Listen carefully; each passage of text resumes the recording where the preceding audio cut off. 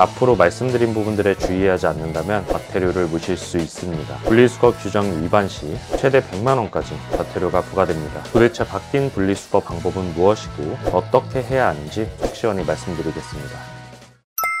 시니어 정보의 모든 것 걱정 마음바 둘째 아들입니다. 우리는 끊임없이 물건을 소비하고 또 활용하면서 살아가고 있는데요. 이렇게 우리가 많이 물건을 구매하는 만큼 비례해서 쓰레기도 늘어나게 됩니다. 그런데 쓰레기를 버리실 때마다 멈칫하시는 경우 참 많으실 것 같습니다. 저 역시도 그런데요. 이게 일반인지 재활용인지부터 시작해서 음식물로 넘어가면 도통 알 수가 없습니다. 과일을 먹고 나면 씨나 껍질은 어떻게 처리해야 하는지, 치킨 뼈는 어떤지 온통 헷갈리는 것들 투성입니다. 이렇게 국민들이 헷갈려하고 있는 와중에도 2024년에 쓰레기 분리수거에 대한 새로운 규정들이 나와버렸습니다. 이에 따른 집중 단속이 계속되고 있기 때문에 분리수거 방법을 스스로 잘 파악하고 있지 않는다면 과태료를 물어야 하는 상황입니다.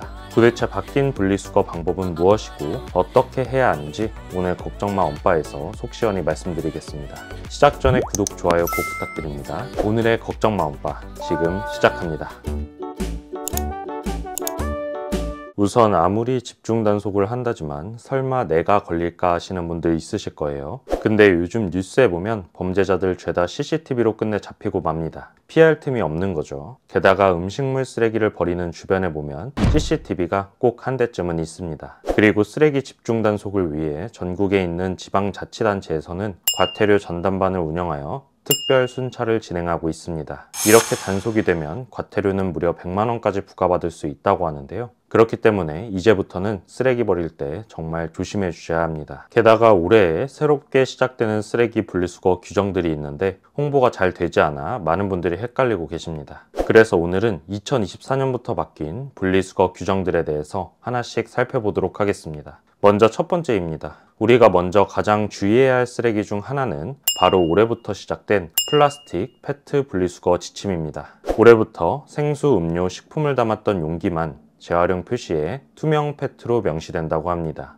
현재는 세제나 샴푸같이 화학 제품을 담은 페트병도 생수병과 동일하게 투명 페트로 표시하고 있습니다. 제품에 찍힌 분리배출 표시 도안이 무색 페트로 동일하기 때문에 사실상 동일하게 취급해서 버리시는 분들이 많으셨을 겁니다. 하지만 올해부터는 투명 페트로 따로 표기가 되기 때문에 이제부터 무색 투명한 생수, 음료병 등은 일반 플라스틱 페트와 구분해서 버리셔야 합니다. 구강 세정제나 손 세정제, 세제, 샴푸, 워셔액 등 식용이 아닌 화학 제품을 담은 병을 투명 페트병으로 함께 배출하는 경우 선별장에서 걸러내져 재활용되지 않는 경우가 대부분입니다. 따라서 올해부터 생수, 음료, 식품을 담은 용기만 투명 페트 분리배출 대상으로 제한된다고 하니 이 점 꼭 주의해 주셔야 합니다. 헷갈리신다면 먹을 수 있는 것들이 담겨져 있던 페트병들은 투명 페트, 먹지 못하는 것들을 담았던 용기들은 플라스틱 재활용이라고 기억해 주시면 되겠습니다. 두 번째 규정입니다. 같아 보이는 종이팩에도 종류가 있다는 사실 알고 계셨나요? 종이팩도 이제는 구분을 해주셔야 합니다. 두 가지로 나눌 수 있는데요.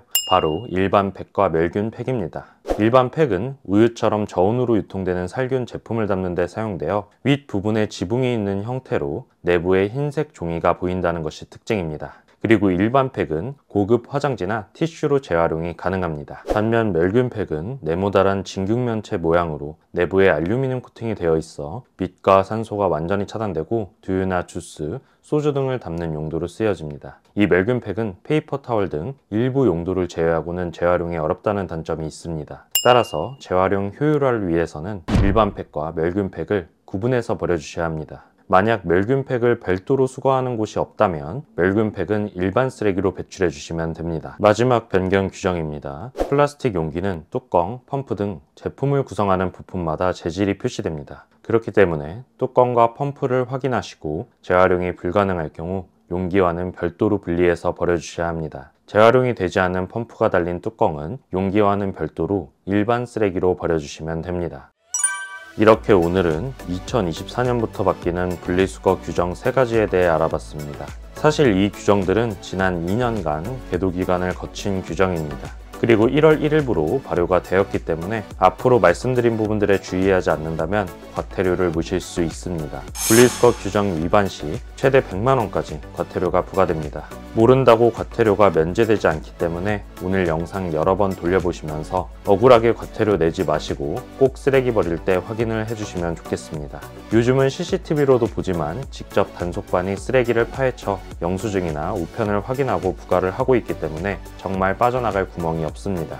한순간의 분리배출 착오로 큰돈 물으시는 일 없도록 꼭 주의해 주시고요. 앞으로도 저희 걱정마음바에서 여러분들의 주머니를 든든히 해드릴 수 있는 영상 계속 전해드리도록 하겠습니다. 오늘 영상 도움되셨다면 구독, 좋아요, 알림 설정까지 꼭 부탁드리겠습니다. 감사합니다.